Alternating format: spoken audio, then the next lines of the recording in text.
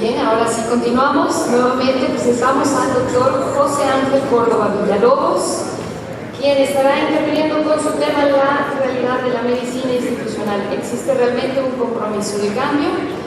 Y bien, el doctor José Ángel Córdoba Villalobos es médico cirujano, tiene maestría en Administración Pública y especialidad en Administración Pública Estatal y Municipal. Es especialista en Medicina Interna, Cirugía General y Endoscopía Digestiva por la Universidad Paul Sabatier de Toulouse, Francia, y por el Instituto Nacional de Ciencias Médicas y Nutrición Salvador Subirán. Le han conferido el grado de doctor honoris causa en 4 universidades, ha sido titular de la Academia de Profesores y alumnos de la Facultad de Medicina de la Universidad de Guanajuato. Pertenece a la Academia Nacional de Medicina, a la Academia Mexicana de Cirugía y a la Academia Nacional Francesa de Medicina. Durante el 2011 estuvo a cargo de la Secretaría de Salud y durante el 2012 fue secretario de Educación, ambos cargos a nivel federal en el gobierno del presidente Felipe Calderón Hinojosa. Actualmente se desempeña como médico gastroenterólogo, cirujano general y endoscopista en consulta privada, es presidente del Comité Científico de Códigos de la Vida, asesor de empresas privadas nacionales e internacionales y es Senior Advisor en la Federación Mundial de Educación Médica. Bienvenido, doctor José Ángel Córdoba Villalobos.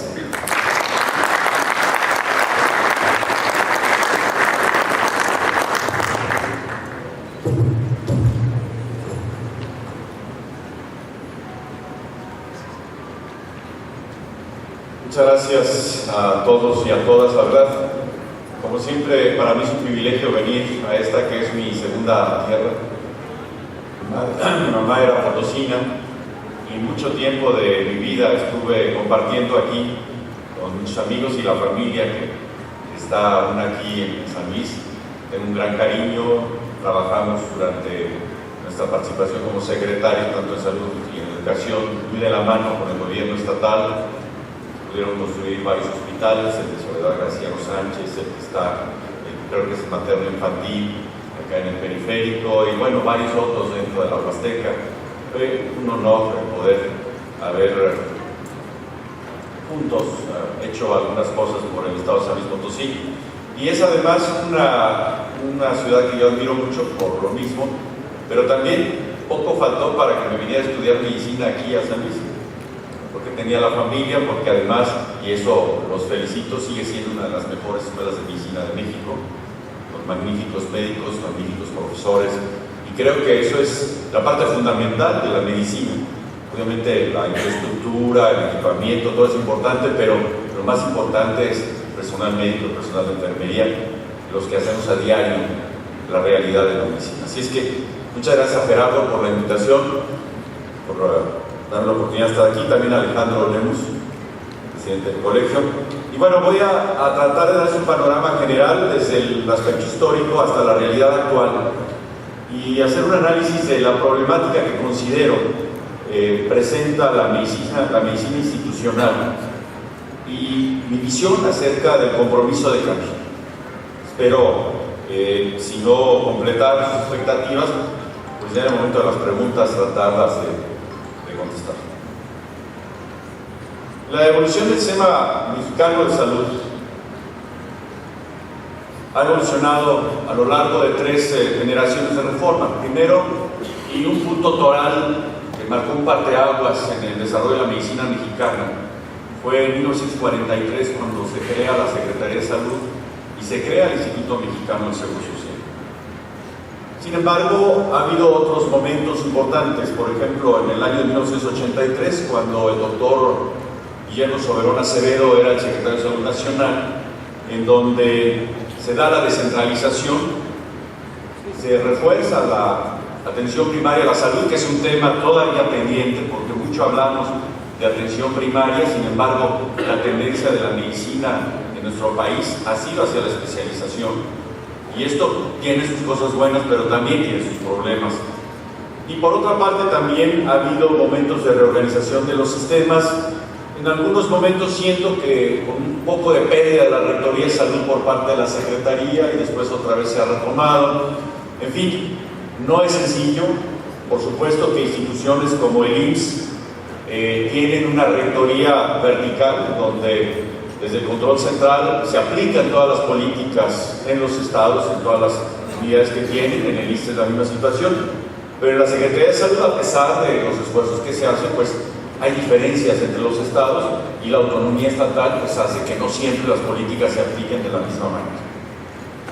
Hubo también, como parte de estas reformas, el fortalecimiento financiero del IMSS en 97, y después también, sin duda, el cambio de la ley de pensiones, porque esto le ha dado algo de viabilidad financiera al IMSS.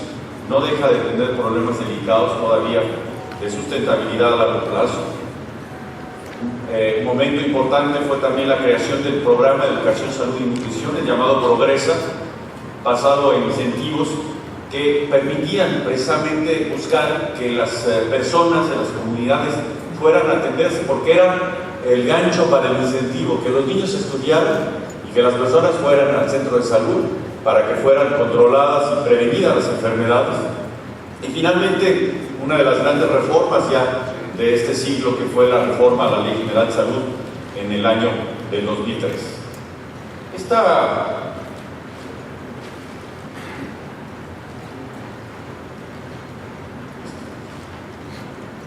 Estos avances o antes de la reforma, era notorio que había un sistema de salud altamente inequitativo y regresivo, porque el presupuesto que se daba a los estados, o el presupuesto de salud, no era dependiente de los resultados o de la productividad de cada uno de los estados. Era siempre un presupuesto inercial. El crecimiento del presupuesto iba de acuerdo más o menos a la inflación. De hecho, ni siquiera había que hacer tanto trabajo para poder determinar qué seguía, nomás se calculaba si era el 2, el 3, el 4, el 5, lo que fuera. Pero finalmente eran evidentemente recursos insuficientes.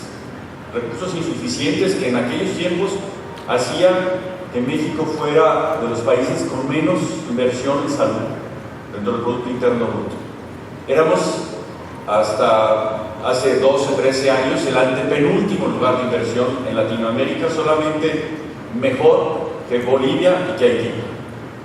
Ahora ya Haití invierte más que nosotros. Hay que decir que hay cosas que han mejorado y otras cosas que todavía falta apretarle mucho. Y uno de los problemas mayores que se veían y que todavía siguen existiendo era la fragmentación del sistema, o del acceso al aseguramiento, al existir el sistema de protección social del IMSS, el sistema de protección social del ISSSTE y los nadavientes, los que no tenían ni IMSS ni ISSSTE, bueno, ni SEDENA, ni SEMAR, ni ningún otro tipo de acceso al aseguramiento de la salud. Y por ello fue uno de los temas fundamentales que durante el gobierno del presidente Fox se abordaron, y que nos tocó a nosotros en la legislatura 59 aprobar esa reforma a la Ley General de Salud para crear el sistema de protección social de salud conocido como Seguro Popular. Esto se inició a través de un programa piloto. Basta seguir, creo que ya lo La siguiente, por favor, señor.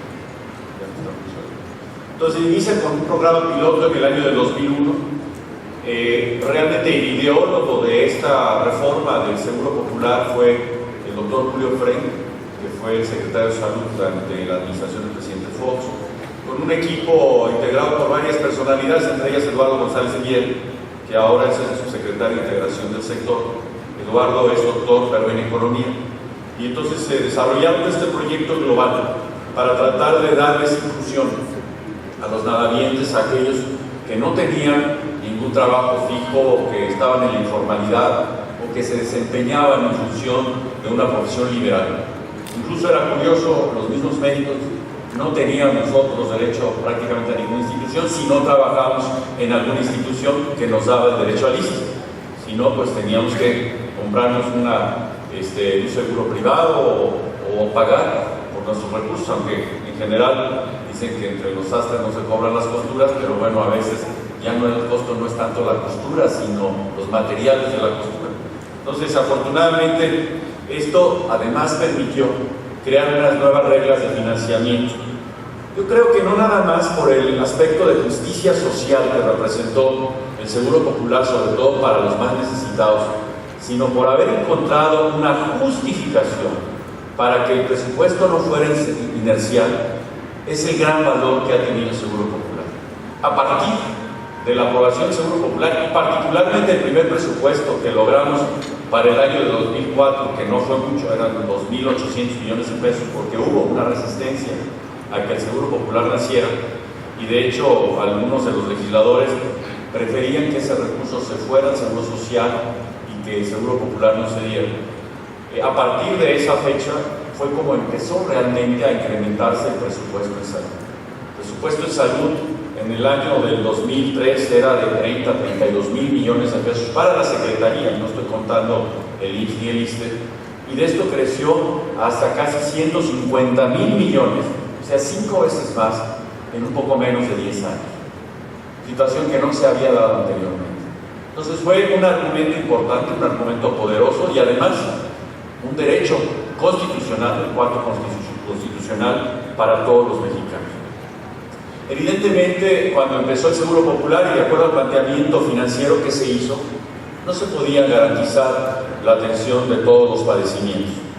Se hizo un estudio en donde se buscaba proteger de la mayor parte de las enfermedades por las que la población acude a los hospitales, y esto estábamos hablando de un 86, 89%, y el resto es otro 10, 12, 13% para enfermedades más complejas, más caras, protegerlo a través de un fondo de protección contra gastos catastróficos. Este fondo de protección fue importante, por supuesto, sin embargo, rápidamente se vio pues, que no iba a alcanzar para todo. Simple y sencillamente, por ejemplo, la cobertura que se dio y que se sigue dando a los pacientes con VIH, pues tenía un costo muy importante que va creciendo porque afortunadamente es una enfermedad que se controla como cualquier otra enfermedad crónica. Después incluyeron las neoplasias en los niños, incluyeron las neoplasias mama, cervicuterino en la mujer, después próstata, testículo en el hombre, y ha ido creciendo, pero hay algunos temas que todavía quedan sin solucionar, como el tema grave y delicado de la insuficiencia renal, que no puede ser compensado porque en algún momento lo estudiamos y vimos que si metíamos a todos los ciudadanos que requerían este tratamiento, pues simplemente en el mismo fondo no alcanzaba y tendríamos que sacar del fondo a muchos otros pacientes con los padecimientos. Se llegó a pensar, y de hecho se está haciendo ya ahora, en dar esa protección, por ejemplo, de trasplante renal a los menores de 18 años, pero desafortunadamente hay muchísimos más enfermos de más de 18 años que necesitan diálisis, que las diálisis salen carísimas o la hemodiálisis, y que pues hasta ahora no pueden tener ninguna esperanza mientras el recurso no aumente. Pero bueno, se tienen ya estos 3 seguros públicos en el 2003 como un avance de la medicina. La que sigue, por favor. ¿Cuál es la situación actual en México? México tiene una población, de acuerdo al último censo del INEGI, de 112 millones, más mujeres, 57 millones, que hombres, 54 millones. Todavía hay una población indígena o de habla indígena de 6.7%, o analfabeta de un poco menos del 10%, y la población económicamente activa es alrededor del 60%, y la que está inscrita a la Seguridad Social, hablo del IMSS y del ISSSTE, oscila entre el 45 y el 50%. Ayer oíamos con mucho agrado que el registro de trabajadores nuevos a la economía formal había crecido este mes pasado, como no lo había hecho en los últimos 20 años, lo cual por supuesto que es muy alentador. Hemos avanzado en la esperanza de vida, y esto es contundente. La esperanza de vida en los 50 era de 50 y poquitos años, ahora la esperanza de vida promedio está alrededor de 76 años, más en las mujeres, casi 78 años que en los hombres. Ha cambiado el perfil epidemiológico, porque la causa principal de muerte son las enfermedades crónicas no transmisibles, y sigue habiendo una tasa elevada de muertes por lesiones que son inevitables. Hemos crecido en recursos, sin duda, pero todavía nos falta mucho cuando los comparamos con lo que tienen los países de la OCDE o a nivel mundial. Actualmente tenemos 2.4 unidades médicas por cada 10.000 habitantes, 1.6 camas sensables por cada 100.000 habitantes, 2.2 médicos por cada 100.000 habitantes y 2.6 enfermeras. En todos estos rubros estamos por abajo de la media de la OCDE, incluso a veces muy por abajo, lo vamos a ver un poquito más adelante. Y los indicadores de gasto en salud siguen demostrando que no es suficiente lo que se está invirtiendo en salud en México. El gasto público, que ha crecido y ha logrado la inversión en cuestión de gasto público y gasto privado, y eso se ha visto también reflejado en menos gasto de bolsillo de los ciudadanos. El gasto público actualmente representa como porcentaje del PIB un 3.15 y el gasto privado un 3.05. Y en general el gasto sigue siendo todavía insuficiente, laxísimo. Como lo mencionábamos hace un momento, esta transición epidemiológica ha hecho que las enfermedades transmisibles afortunadamente hayan bajado de manera muy importante. Las enfermedades transmisibles como causa de muerte, y particularmente en los niños, en donde las enfermedades respiratorias o las enfermedades diarreicas eran la causa número 1 de muerte, pues ya han ido poco a poco desapareciendo, no tanto, pero sí bajando por varios factores. Uno de ellos es la provisión de agua potable en las